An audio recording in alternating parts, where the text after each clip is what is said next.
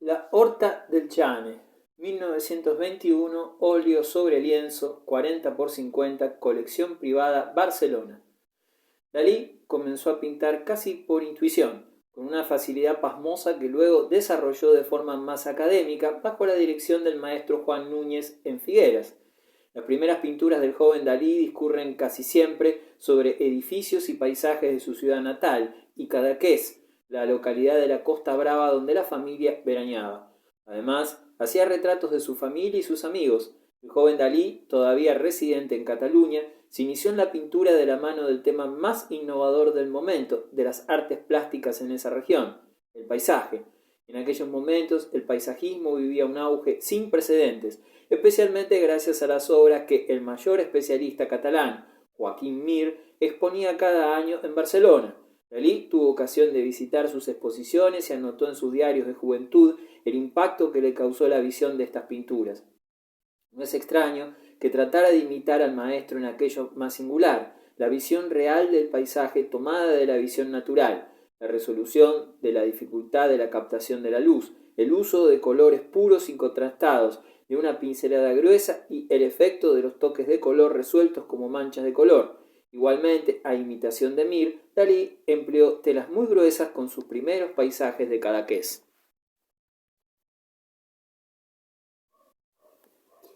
Autorretrato con l'Humanité, 1923. Aguada, óleo y collage sobre cartón, 1105 por 74 centímetros. Ayuntamiento de Figueras, en depósito permanente en Fundación Gala Salvador Dalí, Figueras, España. Dalí abordó desde muy joven el autorretrato como tema plástico recurrente, y son muchos los críticos que han señalado que toda su obra pictórica se podría resumir en un gran autorretrato, reflejo de una personalidad profundamente narcisista.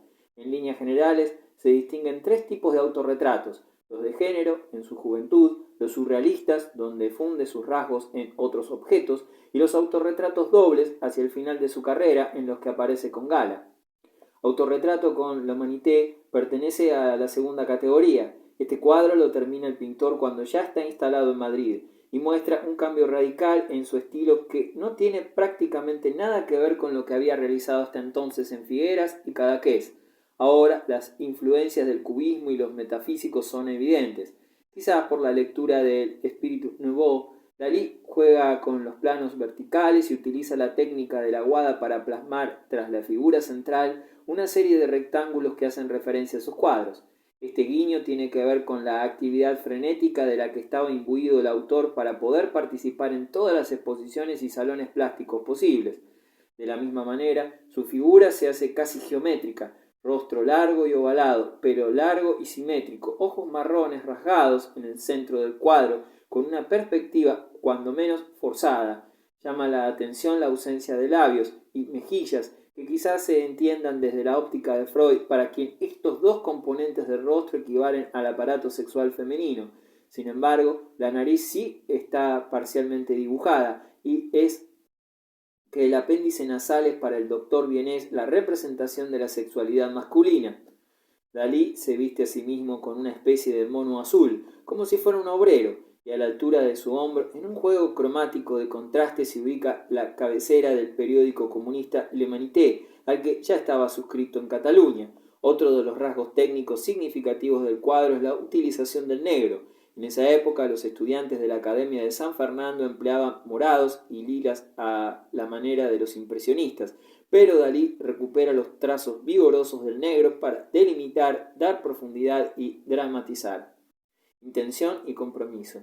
Que Dalí se vista de obrero en este autorretrato no es casualidad. Aparte de estar suscrito al periódico comunista francés l'Humanité desde 1921, formó parte de un grupo político radical en Figueras llamado Renovación Social, que incluso editó una publicación de corta vida. El compromiso político lo mantuvo durante el primer año de estudios en Madrid.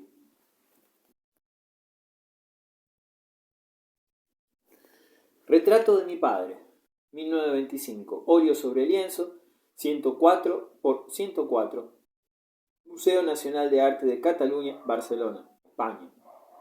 La primera exposición individual de Dalí se celebró en la Galería Dalmau, en Barcelona. noviembre de 1925, que a la sazón era la plataforma de las vanguardias de la ciudad. El joven pintor aprovechó la expulsión temporal de la Academia de San Fernando de Madrid para trabajar con ahínco, produciendo 22 óleos y dibujos en los que juega con distintos lenguajes, que van del cubismo a los metafísicos italianos, con especial hincapié en el neoclasicismo. Esta última corriente sostenía que era imprescindible aprender de los grandes maestros y citarles, cosa que Dalí no dudó en hacer. En el catálogo de la exposición cita hasta 6 veces a Jean-Auguste Ingres y hace suya una célebre frase del pintor francés: el dibujo es la probidad del arte. En el retrato de mi padre, Dalí se inspira también en artistas contemporáneos como Picasso, quien ya había aportado una nueva forma de clasicismo en sus dibujos postcubistas. En el retrato, Dalí emplea el realismo clásico, combinando la linealidad con un tratamiento tonal de la cabeza. El lienzo está desprovisto de detalles decorativos y parece monocromático, al emplear casi exclusivamente tonos grises y tostados. En este cuadro, el pintor traza una suave dirección diagonal que comienza en la rodilla derecha de la figura y que se corta con la vertical presente en el ángulo que forman las dos paredes de fondo. Esta dirección conduce y enlaza la mirada del espectador desde la mano hasta el rostro, implacablemente iluminado, que contrasta a su vez con un fondo completamente oscuro. La pared a oscuras demuestra claramente que el espacio le pertenece al rostro retratado. El dominio técnico que había alcanzado el artista catalán se aprecia no solamente en los perfiles dibujados con nitidez y el tratamiento de la luz y las sombras que dan volumen a la figura, sino que el pintor además se arriesga a colocar a su padre en una postura poco natural que imprime mucha fuerza al retrato. En la pintura, el padre de Salvador no está ni de frente ni de perfil, sino de 3/4, con la cabeza ligeramente girada sobre su izquierda. La intencionalidad es notoria. La mirada del padre es inquisitiva y penetrante, se fija en los ojos del espectador y, por tanto, del propio autor, sin importar desde qué punto se observa la pintura. Solo con la mirada, el joven Dalí logró reflejar la fuerte personalidad del padre, con el que mantuvo a lo largo de su vida una relación muy complicada. Quizás esta mirada es premonitoria, ya que unos años después de inmortalizar a su padre, Dalí rompió con él tras iniciar su relación con Gala. Posteriormente, el pintor volvería a retratar a su padre, pero siempre desde una perspectiva más severa, como la que aplicó en los sucesivos estudios sobre el mito de Guillermo Tell, en los que el padre parece querer aniquilar al hijo.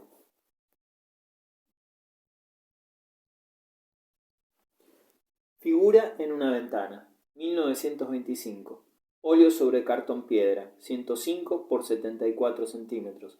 Museo Nacional Centro de Arte Reina Sofía, Madrid, España. Dalí preparó con mucho ahínco su primera exposición individual celebrada en noviembre de 1925 en Barcelona. Para ese entonces Dalí había puesto de manifiesto su habilidad para el dibujo académico y su inclinación por los rostros muy modelados y formas apenas delineadas propias del poscubismo, aunque sin dejar de experimentar con el resto de las vanguardias de la época. En este periodo Dalí explora además las posibilidades de la pintura figurativa antigua, incluyendo a los artistas italianos del Novecento y contemporánea, que Dalí conocía por la publicación Valori Plastici, por lo que no es de extrañar que algunos críticos señalaran que el pintor de Ampurdán parecía más un decorador que un pintor. En Figura en una ventana, Dalí sintetiza esas experiencias apostando por formas simplificadas y planos allanados, al tiempo que la figura y su entorno adquieren el mismo peso y significado. El pintor ya había demostrado su calidad como retratista plasmada en los suyos propios, el de su padre y su hermana o el de Buñuel, por los que escoger a Ana María Dalí de espaldas no suponía evitar un escollo técnico, sino una nueva búsqueda de expresividad. En Figura en una ventana, Dalí consigue que el espectador capte la integración que él propone entre la figura de su hermana, el cielo y el mar. El pintor juega con el movimiento, especialmente visible en el espectacular trazado de los rizos de su hermana, así como en las formas que crea el viento en los pliegues de las cortinas y el vestido de Ana María. Estas formas, que se suponen fortuitas, están armonizadas y acompasadas con el mismo ritmo que muestran las olas en el mar.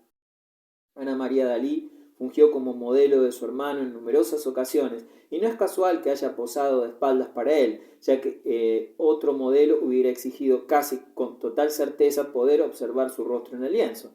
Sin embargo, para Ana María resultó hasta cómodo posar durante las mañanas del verano de 1925, apoyada en la ventana, observando los paisajes de Cadaqués, unas vistas que el espectador apenas intuye como el pueblo reflejado en el cristal derecho de la ventana abierta hacia dentro de la habitación, como una invitación en la que dentro y fuera intercalan posiciones y puntos de vista.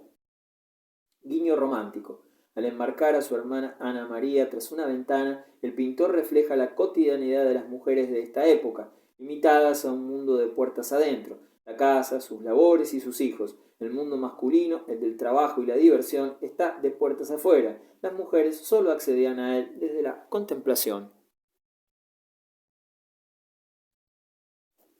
Homenaje al noticiario de la Fox. 1926. Óleo sobre tela, 43 por 31 centímetros. Madrid, colección particular. Así como los pintores clásicos se sirvieron de temas mitológicos para explorar caminos creativos, Dalí hizo lo propio con la diosa del amor, Venus, que le sirve para estudiar el desnudo femenino apoyado en las rocas de Cadaqués o como tema erótico. Este tema acompañaría intermitentemente al pintor, primero en los años 20 y posteriormente en los 60. Pero en esta época la figura de Venus es esencialmente diosa del amor al relacionarla Dalí con las prostitutas de los burdeles del barrio chino de Barcelona. Estos lugares cercanos al puerto y frecuentados por marineros no eran ajenos a Dalí y a sus amigos de la época, quienes sentían una extraña fascinación por la atmósfera que los rodeaba. Hacia mediados de la década de los 20, concretamente entre 1925 y 26, el pintor completa una serie de cuadros y dibujos en los que está muy presente la relación entre el mar y lo femenino, que a su vez sintetizan la vida de los puertos mediterráneos y el equilibrio entre modernidad y tradición, clasicismo y vanguardia. Dalí pintó Venus y un marinero, homenaje a Salvat Pape en 1925, la primera de la serie, y un año más tarde completó Homenaje al noticiario de la Fox para ser expuesto en su segunda exposición individual en la Galería Dalmau de Barcelona. El artista comete con maestría los tonos azules que definen al mar y sus gentes, mientras que en la figura se mezclan con naturalidad los planos lisos del cubismo con las influencias clásicas, casi de la misma manera como se ve en Retrato de mi padre, finalizado por la misma época y ambos con claras influencias de Picasso. El homenaje al noticiario de la Fox hace referencia al cortometraje de actualidades que se proyectaba en los cines de la época antes de cada película, y parece que en el cuadro Dalí también tiene dos historias, una verdadera y otra de ficción. Los personajes de este particular relato están enmarcados por un fondo azul que no permite discernir qué está dentro o qué está afuera. La Venus casi desnuda se confunde y se rodea de lo que parece ser el mundo moderno, mientras que bajo un aparente muérdago besa la fantasmal figura de un marinero desdibujado contra el horizonte. Otro hombre de mar, más pequeño, pero mucho más contundente, se acuesta en el regazo de la diosa, sosteniendo un termómetro que parece medir la intensidad de la relación. Ese marinero pequeño también puede ser el propio autor, quien recordaría siempre los trajecitos de marinero que llevó durante su infancia. En el cuadro, hacia el lado derecho y junto a la maniquí prostituta, aparece por primera vez una extraña figura geométrica, que es la misma que el pintor empleará años más tarde en La miel es más dulce que la sangre, y que adquirirá todo el protagonismo plástico en Aparato y Mano.